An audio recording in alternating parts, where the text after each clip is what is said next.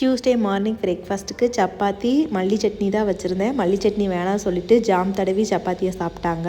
லஞ்சுக்கு முருங்கைக்காய் குழம்பு தான் வச்சுருந்தேன். முருங்கைக்காய் நல்லா ஃப்ரெஷ்ஷாக சூப்பராக இருந்துச்சு. ஸ்நாக்ஸ்க்கு ஆப்பிளும் பொமக்ரானட்டும் கொடுத்து விட்டுருந்தேன். தம்பிக்கு பொமக்ரானட் பிடிக்காது, அதனாலவே மேக்ஸிமம் கொடுத்து விட மாட்டேன். ஆனால் பாப்பாவுக்கு ரொம்பவே பிடிக்கும்.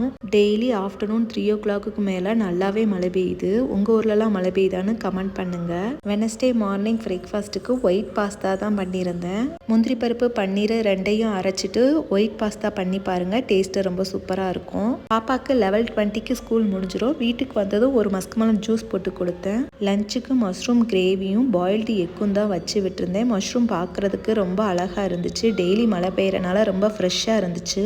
ஸ்நாக்ஸ்க்கு பப்பாளி பழம் தான் கொடுத்து விட்டுருந்தேன். பப்பாளி பழம் சாப்பிட்டு ரொம்ப நாள் ஆயிடுச்சு. பப்பாளி பழம் ஒவ்வொரு நாளைக்கு நல்லா இருக்கு, ஒவ்வொரு நாளைக்கு நல்லா இருக்க மாட்டுக்கு. அதனாலவே பப்பாளி பழம் வாங்குறதே ஸ்டாப் பண்ணியாச்சு. பட் இன்னைக்கு வாங்கின பப்பாளி பழம் ரொம்ப டேஸ்டா இருந்துச்சு. தேங்க்ஸ் ஃபார் வாட்சிங்.